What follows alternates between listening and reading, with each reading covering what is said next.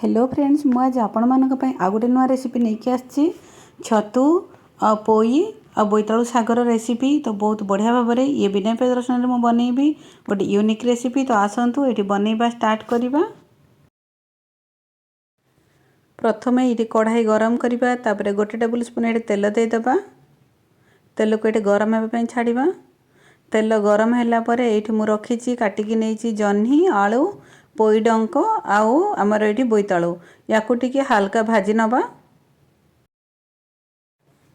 आपको ये गोटे मिनट सटे कलापर या कभर कर नवा।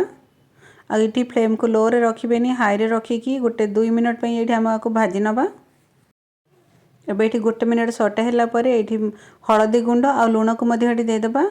ये हाफ चामच हलदी गुंड आ हाफ चामच ये लुण देदेबा। ये मुझे केवल यही परिवा को देखिकी लुण हलदी देती अल्प टिके खाली कलर आ ता भीतर लुण भिजापी आपको भल कि गोलाई नवा।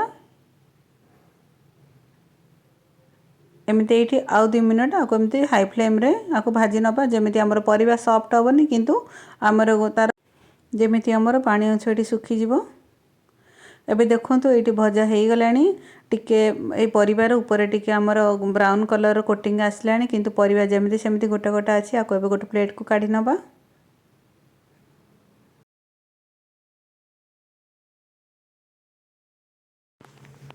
तापर से कढ़ाई रे पोई शाग को देदेबा। मुझे तेल बिल्कुल भी देनी, खाली पोई शाग को अल्प तार पानी सुखिला पर्यंत आपको ये भाजवा। एक हाई फ्लेम रे खोला रे एमती भाजी नवा। ये तेलर बिल्कुल भी आवश्यक नहीं।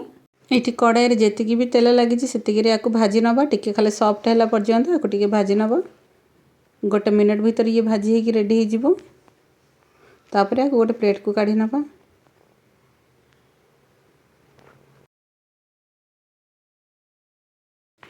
एबे देखो ये पोई शाग को भाजी हो सारे।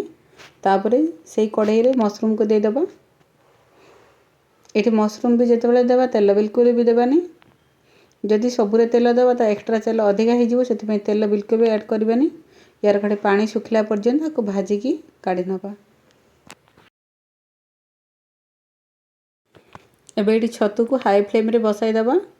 यार पानी पूरा बाहरी आसीबो, तापर ये पानी पूरा सुखिला पर्यंत आपको छाड़िबा। तापर आम ये नेक्स्ट प्रोसेस को जीवा। ये मु बोईतालु शाग को पूरा काटिकी सब छोट छोट पूरा चुन चुन करके काटिकी रखी या गोटे कुकर रे देदेबा। बोईतालु शाग आ बुट डाली को ये गोटे हुइसिल देकी सिझाई देबा। कहीं आम सबू शाग आम भाजिकी रेडी कर तो से बोईतालु शाग आ बुट डालीटा आमर सिझा दरकार। से गोटे कुकर रे गोटे हुइसिल कि 2टा हुइसिल देकी आपको भल कि सिझाई नवा। अल्प टिके लुण देकी सिझाइबा। इठे लुण देला परे अल्प टिके पानी देदेबा। तापर आपको गोटे हुइसिल आसला पर्यंत आपको बसाइबा। तापर आसतु एबे देखि नबा छतुर पानी सुखिला ना नहीं। देखो ये पूरा छतुर पानी सुखी गलानी। एठू याको मध्य गोटे प्लेट को काढ़ी नबा।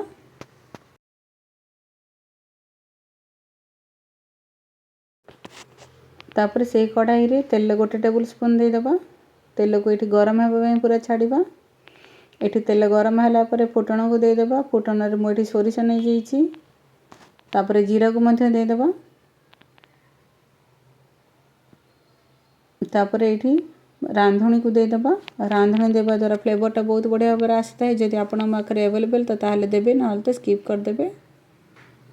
ये गोटे चामच मु छोट चामच रे रांधुणी देदेबा। ये सब फुटण फुटीगला पर हलदी गुंड को देदेबा। लंका गुंड मध्य देदेबा। ये फ्लेम को लो रे ही रखि थिबा। तापर ये मुझे बिना प्याज रसुण मसला गुंड नहीं आपण मैंने जो ब्रांड रे नहीं पारे। मुझे एसटीएस मसला गुंडा नहीं कि फ्लेवर आउ तार टेस्ट भी बहुत बढ़िया आसता है। ताकू लो फ्लेम रे गोटे मिनट पे सटे करवा। देखो तो मुझे 2टी टमाटो को काटिकी नहीं जाइए। 2टी टमाटो को स्लाइस करके देदेबा। ये अल्प पानी देदेबा जेहेतु टमाटो ये मसला सिझापी बोली। तापर ये कभर कर नबा टमाटो पूरा सॉफ्ट है पर्यंत।